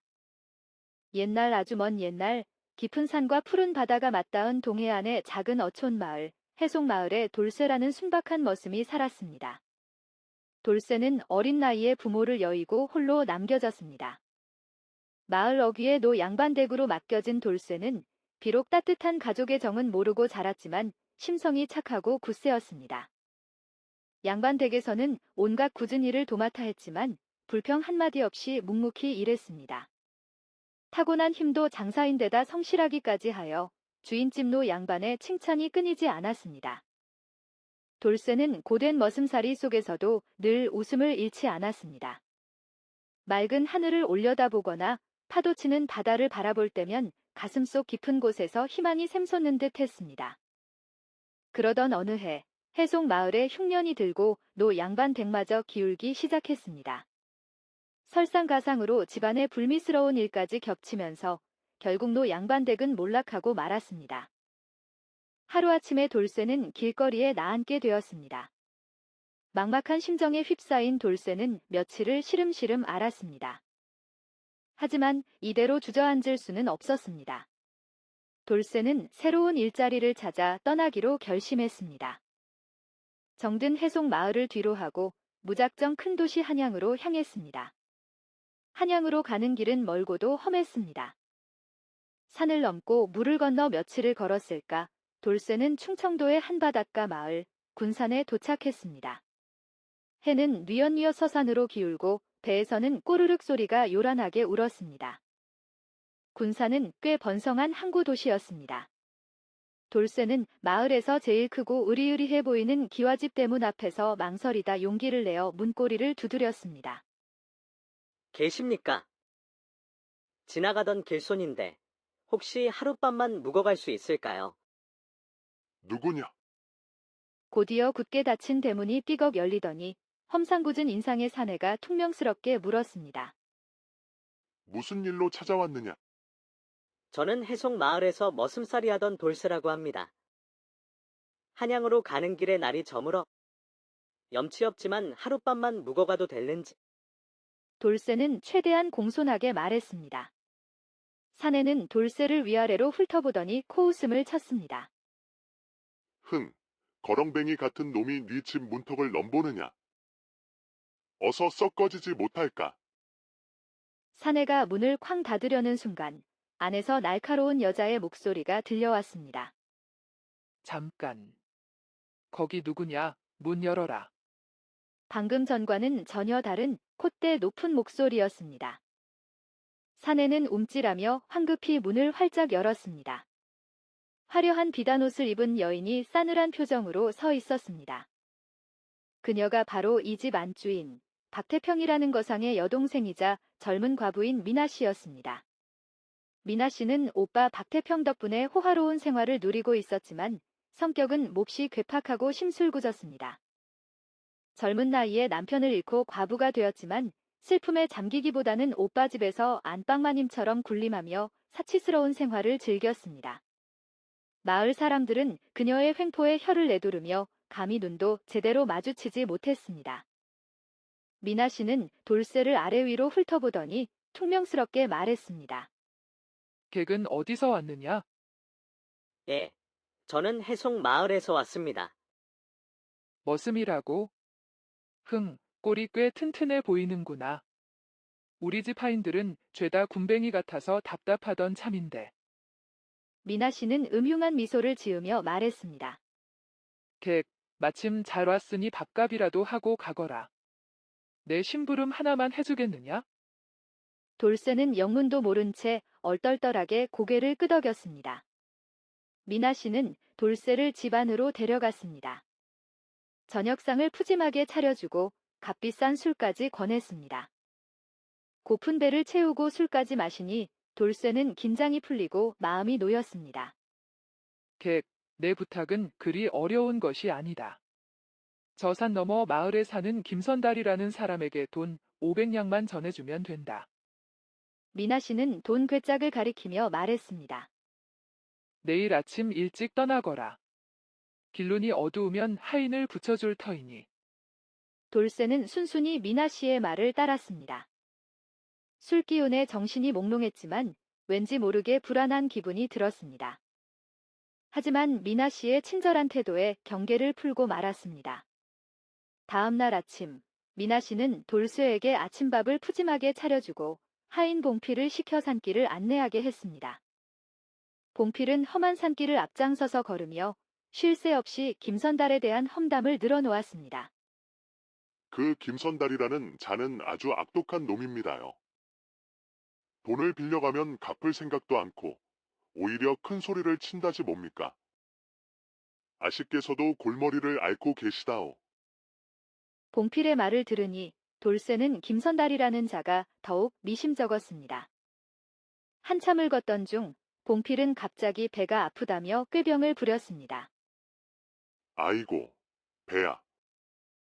저는 도저히 더 못 가겠습니다. 객께서 혼자 김선달 댁에 다녀오시는 게 어떻겠습니까? 봉필은 길가에 쓰러지듯 주저앉았습니다. 돌쇠는 봉필을 혼자 두고 갈 수 없어 난감해했지만 봉필은 기어이 혼자 돌아가겠다고 고집을 부렸습니다. 결국 돌쇠는 돈괴짝을 짊어지고 혼자 산길을 가게 되었습니다. 산을 넘어가던 돌쇠는 갑자기 졸음이 쏟아지는 것을 느꼈습니다. 아침부터 이어진 산길에 피곤하기도 했고 어젯밤 마신 술 기운이 늦게 올라오는 듯 했습니다. 돌쇠는 잠시 쉬어가기로 하고 괴짝을 내려놓고 나무 그늘에 기대어 앉았습니다. 스르륵 눈이 감기더니 깊은 잠에 빠져들었습니다. 얼마나 시간이 흘렀을까요? 돌쇠는 귓가에 들리는 새소리에 잠에서 깨어났습니다. 기지개를 켜고 괴짝을 찾으려는데 괴짝이 온데간데 없이 사라져 버린 것이었습니다. 아이고, 이를 어쩌나. 돌쇠는 정신이 번쩍 들어 주변을 샅샅이 살펴보았지만 돈 괴짝은 그림자도 보이지 않았습니다. 당황한 돌쇠는 어쩔 줄 몰라 발만 동동 굴렀습니다. 빈털터리로 돌아갈 수밖에 없다는 생각에 눈앞이 캄캄해졌습니다. 무거운 발걸음을 옮겨 미나 씨 집으로 돌아온 돌쇠를 기다리고 있던 것은 미나 씨의 불호령이었습니다. 뭔일아. 돈을 잃어버렸다고? 당장 내 돈 내놔. 미나 씨는 삿대질하며 소리쳤습니다. 돌쇠는 무릎을 꿇고 엎드려 죄송하다고 빌었지만 미나 씨는 막무가내였습니다. 흥, 잃어버린 돈은 내가 평생 머슴살이 해서 갚아. 10년은 좋게 일해야 할 것이다. 사실 이 모든 것은 미나 씨의 계략이었습니다. 미나 씨는 돌쇠에게 일부러 술을 진탕 먹여 정신을 놓게 만들고 봉필과 짜고 돈 그 짝을 훔쳐올 계획을 세웠던 것입니다. 봉필이 꾀병을 부린 것도 돌쇠가 잠든 틈을 타 돈 그 짝을 훔쳐 달아난 것도 모두 미나 씨의 지시였습니다. 힘 좋은 머슴을 공짜로 10년이나 부려먹을 생각에 미나 씨는 속으로 쾌재를 불렀습니다. 돌쇠가 순박하고 어리숙해 보이는 것이 딱 속여 넘기기 좋다고 생각했던 것입니다. 그렇게 돌쇠는 억울하게 빚을 지고 미나 씨 집에서 머슴살이를 시작했습니다. 미나 씨의 심술궂은 갑질은 날이 갈수록 심해졌습니다. 조금이라도 마음에 들지 않으면 밤낮으로 호통을 치고 매질을 했습니다. 돌쇠는 하루하루 고통스러운 나날을 보냈습니다. 머슴. 장작이 이게 다냐? 당장 안채마당에 장작을 가득 채워놓거라. 미나 씨의 고함 소리가 하루에도 몇 번씩 울려 퍼졌습니다. 한 달 후, 박태평의 무역선이 먼 나라로 떠나게 되었습니다. 박태평은 집안에 볼 일이 있어 직접 가지 못하고 대신 믿음직한 행수에게 배를 맡겼습니다. 출항을 며칠 앞두고 박태평은 돌쇠를 불렀습니다. 돌쇠야, 네가 고생이 많다. 이번에 배가 먼 나라로 가게 되었는데 너도 함께 가서 구경이나 실컷 하고 오너라. 돌쇠는 뜻밖의 호의에 감사하며 고개를 숙였습니다. 그런데 미나 씨도 갑자기 배에 함께 타겠다고 나섰습니다. 오라버니, 저도 무역 공부를 해야 하지 않겠어요? 먼 나라 물정도 알아야 앞으로 오라버니를 도울 수 있지요. 속으로는 먼 나라의 화려한 물건들을 구경하고 사치품을 맘껏 쇼핑할 생각에 들떠 있었습니다. 박태평은 여동생의 갑작스러운 제안에 당황했지만 워낙 고집센 동생인지라 말릴 엄두를 내지 못했습니다. 결국 미나 씨도 배에 오르게 되었습니다. 배는 순풍에 돛을 달고 푸른 바다를 향해 나아갔습니다. 돌쇠는 난생 처음 보는 넓은 바다와 이국적인 풍경에 넋을 잃었습니다. 하지만 미나 씨는 배멀미 때문에 며칠 동안 꼼짝도 못하고 방에 틀어박혀 있었습니다. 며칠 후 갑자기 검은 먹구름이 몰려오고 거센 바람이 불기 시작했습니다. 파도는 집채만 한 크기로 배를 덮쳤습니다. 선원들은 혼비백산하여 돛을 내리고 밧줄을 붙잡았습니다. 배는 쉴 새 없이 흔들리고 뱃머리에서는 삐걱거리는 소리가 났습니다. 선장은 급히 무인도를 찾아 태풍을 피하기로 했습니다. 다행히 멀지 않은 곳에 섬이 하나 눈에 들어왔습니다. 선장은 섬 반대편 갯바위에 배를 정박했습니다. 거센 파도에 배가 부딪히며 덜컹거렸지만 무사히 정박을 마칠 수 있었습니다. 이틀 후 태풍이 잠잠해지자 다시 항해를 시작하려는데 미나 씨가 갑자기 쥐를 보고 기겁하며 소리쳤습니다. 아, 쥐다. 쌀 때문에 쥐가 따라왔나 봐. 당장 쌀을 바다에 던져버려. 선원들은 아까운 쌀을 버릴 수 없다며 만류했지만 미나 씨는 막무가내였습니다. 버리라면 버려. 어서. 평소 미나 씨의 횡포에 질려있던 선원들은 결국 울며 겨자 먹기로 쌀과 곡식들을 바다에 던져버렸습니다. 그러나 쌀을 버린 직후 다시 거센 태풍이 몰아치더니 배는 암초에 부딪혀 굉음을 내며 침몰하고 말았습니다. 배에 타고 있던 사람들은 모두 바다에 빠졌습니다. 선원들은 필사적으로 헤엄쳐 섬으로 올라가려 했지만 거센 파도에 휩쓸려 하나둘씩 사라져 갔습니다. 미나 씨도 비명을 지르며 물속으로 가라앉았습니다. 돌쇠는 정신을 잃고 바다에 떠밀려 갔습니다. 얼마나 시간이 흘렀을까요? 돌쇠는 눈을 떠보니 하얀 백사장에 쓰러져 있었습니다. 여기가 어디지? 무인도잖아. 주위를 둘러보니 배는 산산조각이 나 해변에 흩어져 있었고 사람들의 모습은 보이지 않았습니다. 그때 저 멀리 해변에서 미나 씨가 비틀거리며 걸어오는 것이 보였습니다. 아씨, 아씨. 돌쇠는 기쁜 마음에 미나 씨에게 달려갔습니다. 머슴. 우리 둘만 살아남은 것 같아요. 미나 씨는 절망적인 표정으로 하늘을 올려다 보았습니다. 육지에서는 호화로운 생활을 누리던 안방마님이었지만 무인도에 홀로 남겨지자 어찌할 바를 몰랐습니다. 무인도에서 살아남기 위해 돌쇠는 정신을 차리고 주변을 살폈습니다. 다행히 섬에는 나무가 많았고 열매도 주렁주렁 열려 있었습니다. 돌쇠는 나무에 올라 열매를 따왔습니다. 평생 하녀들의 손길만 받아왔던 미나 씨는 열매 하나 딸 줄 몰랐습니다. 머슴, 열매 좀 줘봐. 미나 씨는 여전히 명령조로 말했습니다. 열매는 제가 땄으니 아씨께서 드실 것은 아씨께서 직접 따 드십시오. 돌쇠는 씁쓸하게 웃으며 대답했습니다. 뭐라? 내가 지금 누구에게 말하는 것이냐? 미나 씨는 여전히 머슴에게 갑질을 하려 했습니다. 하지만 돌쇠는 단호했습니다. 육지에서는 아씨의 머슴이었지만 이곳은 무인도입니다. 여기서 누가 누구의 머슴입니까? 먹고 싶으면 스스로 구하십시오. 돌쇠의 단호한 태도에 미나 씨는 아무 말도 하지 못하고 굶주림에 떨 수밖에 없었습니다. 무인도에서는 육지에서의 신분과 권력이 아무 소용없다는 것을 깨달은 것입니다. 다음 날 돌쇠는 해변에서 먹을 것을 찾다가 기절한 봉피를 발견했습니다. 놀랍게도 그는 과거 미나 씨의 사주를 받고 돈 괴짝을 훔쳤던 바로 그 하인이었습니다. 돌쇠는 봉필을 동굴로 옮겨 정성껏 간호했지만 봉필은 숨을 거두기 직전 돌쇠에게 모든 사실을 고백했습니다. 머슴아. 사실은 내가 돈 괴짝을 훔쳤다. 아씨. 명령이었다. 봉필의 고백에 돌쇠는 분노와 배신감에 몸을 떨었습니다.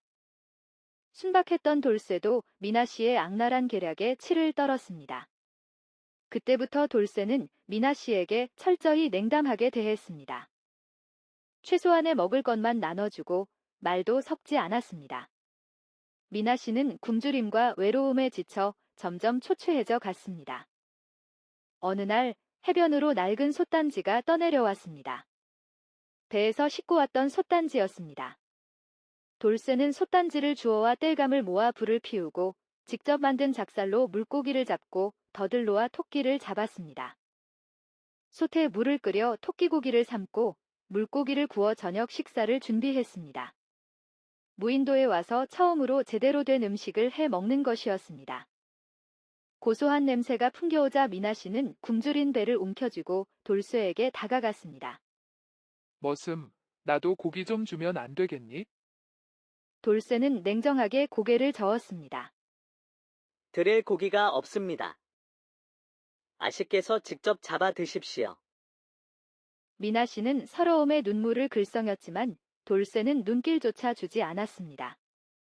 육지에서 머슴을 하찮게 여기던 미나 씨는 이제 철저히 혼자가 되었습니다. 밤이 되자 비바람이 몰아쳤습니다. 돌쇠는 미리 찾아둔 동굴로 몸을 피했고 미나 씨도 따라 들어가려 했습니다. 아씨는 들어오지 마십시오. 이 동굴은 제가 찾았습니다. 제발, 들여보내줘. 이러다 얼어 죽을지도 몰라. 미나 씨는 애원하며 두 손을 모아 빌었습니다. 돌쇠는 잠시 고민하다가 입을 열었습니다. 아씨, 아직도 제가 머슴으로 보이십니까? 아니, 도련님, 제발, 동굴에서 하룻밤만 묵게 해주세요. 미나 씨가 존댓말을 쓰자 돌쇠는 못 이기는 척 동굴 안으로 들여보내 주었습니다. 좁은 동굴 안에서 밤을 보내게 된 두 사람 사이에는 미묘한 기류가 흘렀습니다.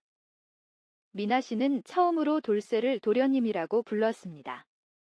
권력과 재물로 사람을 하대하던 안방마님은 사라지고 굶주림과 추위에 떨며 연약한 여인의 모습으로 변해 있었습니다. 다음 날부터 미나 씨는 돌쇠를 도련님 뒤라 부르며 굽실거렸습니다. 돌쇠는 겨우 목숨만 부지할 정도로만 먹을 것을 나눠주었고 미나 씨는 극심한 굶주림에 시달렸습니다. 육지에서 그토록 탐내던 보석과 사치품은 무인도에서 아무 쓸모가 없다는 것을 깨달은 미나 씨는 허탈감에 휩싸였습니다. 진정한 가치는 생존 그 자체라는 것을 뼈저리게 느끼게 된 것입니다. 어느 날 미나 씨는 해변을 걷다가 파도에 밀려온 쌀가마니를 발견했습니다. 과거 자신이 바다에 버리라고 했던 바로 그 쌀가마니였습니다. 가마니는 터져 있었지만 안에는 약간의 쌀이 남아 있었습니다. 미나 씨는 쌀을 움켜쥐고 감격의 눈물을 흘렸습니다. 쌀은 바닷물에 젖었졌지만 굶주림에 지친 미나 씨는 쌀을 씻어 억지로 삼켰습니다. 그 순간 지난날의 잘못이 주마등처럼 스쳐 지나갔습니다. 자신의 경솔한 행동이 배를 침몰시키고 수많은 사람들을 죽음으로 몰아넣었다는 죄책감에 괴로워했습니다. 그때 멀리서 돌쇠가 다가오는 것을 본 미나 씨는 서러움에 북받쳐 울음을 터뜨렸습니다. 도련님, 제가 잘못했어요. 흐흐흐. 미나 씨의 울음소리에 돌쇠는 마음이 흔들렸습니다. 아무리 미운 미나 씨였지만 굶주림에 눈물 흘리는 모습을 보니 측은한 마음이 들었습니다. 내가 너무 심했나? 돌쇠는 미나 씨에게 다가가 조용히 어깨를 감싸 안았습니다. 차가운 바람 속에서 두 사람은 서로의 온기에 기대어 한동안 말없이 눈물을 흘렸습니다. 며칠 후 미나 씨는 먹을 것을 찾아 산에 오르다 절벽에서 발을 헛디뎌 나무뿌리에 매달리는 신세가 되었습니다. 으아, 살려주세요. 비명을 들은 돌쇠는 급히 달려와 절벽 아래 매달린 미나 씨를 발견했습니다. 돌쇠는 주저없이 손을 내밀어 미나 씨를 끌어올렸습니다. 미나 씨는 돌쇠의 품에 안겨 엉엉 울었습니다. 죽음의 문턱에서 자신을 구해준 돌쇠에게 진심으로 감사했습니다. 절벽에서 떨어진 미나 씨는 다리에 상처를 입었습니다. 돌쇠는 미나 씨를 동굴로 업고 가 해변에서 주운 갑오징어 뼈를 갈아 상처에 발라주고 옷을 찢어 붕대를 감아주었습니다. 돌쇠의 따뜻한 손길에 미나 씨는 감동했습니다. 고맙습니다. 도련님, 미나 씨는 처음으로 진심으로 돌쇠에게 감사 인사를 했습니다. 상처 때문에 열이 오른 미나 씨는 혼수 상태에 빠졌습니다. 돌쇠는 약초를 구해 솥에 끓여 약물을 만들었습니다. 하지만 의식이 없는 미나 씨에게 약을 먹일 방법이 없었습니다. 고민 끝에 돌쇠는 자신의 입에 약물을 머금고 미나 씨의 입에 약을 넣어 먹였습니다. 밤새 정성껏 간호한 덕분에 미나 씨는 조금씩 안정을 되찾았습니다. 얼마 후 미나 씨는 깨어났습니다. 저 솥에 있는 것은 무엇인가요? 아씨께서 열이 심하셔서 약초를 끓여 먹였습니다. 제가 육지에서 도련님을 얼마나 괴롭혔는데 저를 살려주시다니 고맙습니다. 솔직히 아씨가 밉기도 했지만 죽어가는 사람을 외면할 수는 없었습니다. 돌쇠의 진심 어린 말에 미나 씨는 눈물을 글썽였습니다. 미나 씨는 돌쇠의 진심에 감동하여 그동안의 잘못을 뉘우쳤습니다. 그리고 돌쇠에게 돈 괴짝 사건의 전말을 고백하며 용서를 빌었습니다. 도련님, 사실은 제가 도련님을 머슴으로 부려먹으려고 계략을 꾸며 돈을 훔치게 했어요. 제가 죽일 죄인입니다. 아씨, 이미 알고 있었습니다. 예, 알고 계셨다고요? 갯바위에서 하인이 죽기 전에 모든 것을 말해주었습니다. 그랬군요. 도련님께 정말 죄송합니다. 저도 처음에는 화가 났지만 지금은 다 잊었습니다. 이 섬에서는 우리 둘밖에 없으니 과거에 얽매여 감정을 낭비할 필요가 없다고 생각했습니다. 아씨도 부디 지난 일은 잊고 건강부터 회복하십시오. 돌쇠의 넓은 아량에 미나 씨는 감격하여 눈물을 흘렸습니다. 도련님, 저를 용서해 주세요. 미나 씨는 진심으로 뉘우치며 돌쇠에게 용서를 구했습니다. 돌쇠는 미나 씨의 진심을 받아들이고 따뜻하게 용서했습니다. 무인도에서 고난을 함께 겪으며 두 사람 사이에는 묘한 감정이 싹트기 시작했습니다. 시간이 흘러 미나 씨의 상처가 거의 나을 무렵, 미나 씨는 소단의 약물을 보고 궁금해했습니다. 도련님, 그런데 제가 의식이 없었는데 이 약물을 어떻게 먹이셨나요? 돌쇠는 쑥스러운 듯 머뭇거리다 대답했습니다. 방법이 없어서 제가 입으로 약물을 머금고 아씨 입에 넣어드렸습니다. 돌쇠의 말에 미나 씨는 얼굴을 붉혔습니다. 남녀가 입을 맞추는 것은 당시 조선시대에는 큰일이었습니다. 안방마님은 과부였지만 정혼만 했을 뿐 신랑의 얼굴도 제대로 보지 못하고 쫓겨났으니 처녀와 다름없었습니다. 순박한 돌쇠의 순수한 마음에 미나 씨는 새로운 감정을 느끼기 시작했습니다. 차가운 무인도에서 피어난 따뜻한 인간애였습니다. 미나 씨는 과거 권력과 부귀만 쫓았던 자신을 후회하며 비록 가진 것 없고 배운 것 없지만 자신을 진심으로 아끼고 보살펴주는 돌쇠에게 마음이 끌린다는 것을 깨달았습니다. 섬에서 언제 구조될지도 모르는 상황 속에서 미나 씨는 돌쇠를 남편으로 받아들이기로 마음먹었습니다. 돌쇠 또한 미나 씨의 변화된 모습에 호감을 느끼고 있었고 두 사람은 서로의 마음을 확인하며 사랑을 맹세했습니다. 신분 차이를 뛰어넘는 진실한 사랑이 싹튼 것입니다. 밤하늘 아래 파도 소리가 잔잔하게 울리는 무인도에서 두 사람은 서로에게 의지하며 사랑을 키워나갔습니다. 하지만 현실적인 문제도 있었습니다. 무인도에서 구조된다고 해도 양반과 머슴 신분으로는 부부로 살아갈 수 없다는 것을 알고 있었기 때문입니다. 돌쇠는 차라리 구조되지 않고 사랑하는 미나 씨와 무인도에서 영원히 살고 싶다는 생각까지 했습니다. 하지만 미나 씨는 현실을 외면할 수 없었습니다. 자신의 잘못으로 인해 오빠와 집안에 큰 짐을 지게 했다는 죄책감에 괴로워했습니다. 두 사람은 무인도에서 부부가 되어 알콩달콩 살았지만 먹을 것이 점점 부족해졌습니다. 여보, 이제 먹을 것이 거의 다 떨어졌어요. 큰일이에요. 걱정하던 두 사람은 과거 해변에서 주워 먹었던 쌀이 생각났습니다. 혹시 쌀가마니가 더 떠내려왔을지도 몰라요. 쌀을 버렸던 갯바위 주변을 다시 찾아봅시다. 두 사람은 쌀을 버렸던 갯바위로 달려갔습니다. 갯바위 주변을 샅샅이 뒤졌지만 쌀가마니는 보이지 않았습니다. 실망하려는 찰나, 저 멀리 갯바위 위에 쌀자루 하나가 놓여 있는 것을 발견했습니다. 쌀자루는 바닷물에 젖지 않아 쌀은 짜지 않았습니다. 자루 안에는 벼가 3말 정도 들어 있었습니다. 기적과도 같은 일이었습니다. 여보, 벼가 있어요. 이 벼를 찧어서 밥을 해 먹을 수 있어요. 미나 씨는 기쁨에 겨워 돌쇠의 손을 잡고 갯바위를 빙빙 돌았습니다. 두 사람은 벼를 찧어 쌀을 만들고 밥을 지었습니다.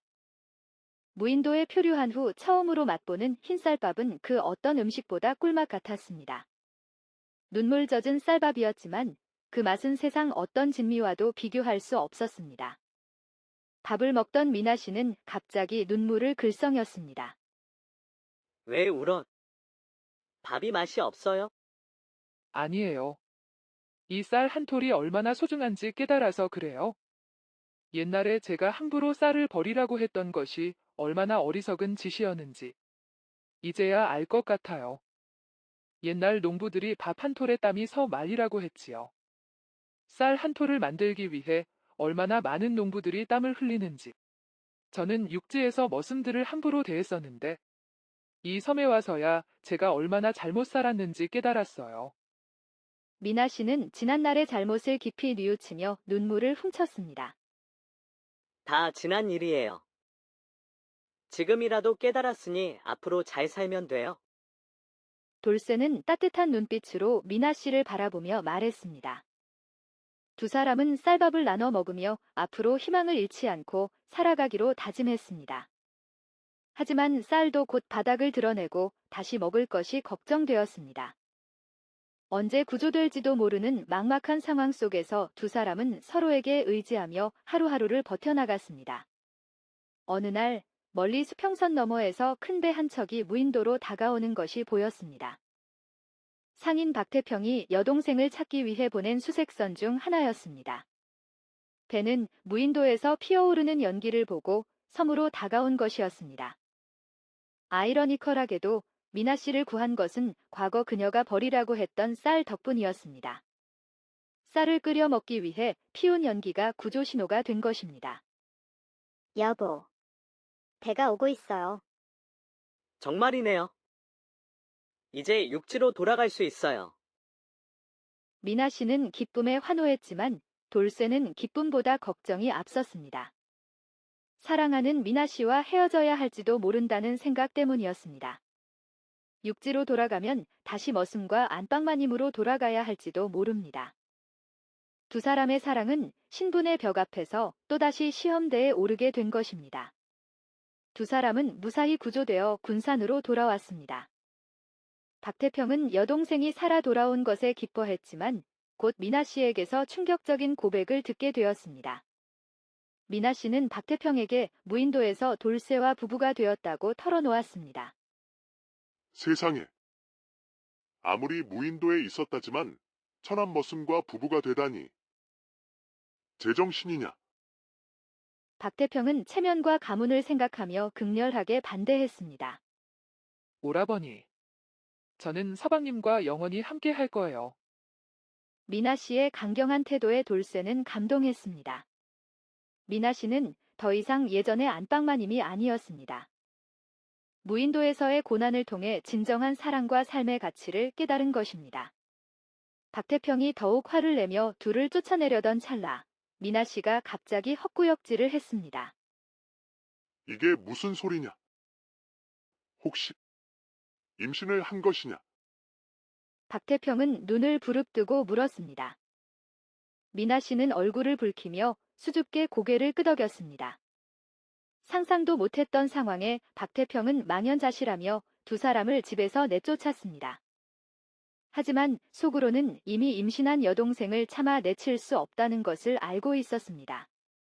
집에서 쫓겨난 두 사람은 정처 없이 길을 떠났습니다. 군산 읍내를 벗어나 산길을 걷던 중 등 뒤에서 누군가 급하게 뛰어오는 소리가 들렸습니다. 돌아보니 박태평의 집 청직이었습니다.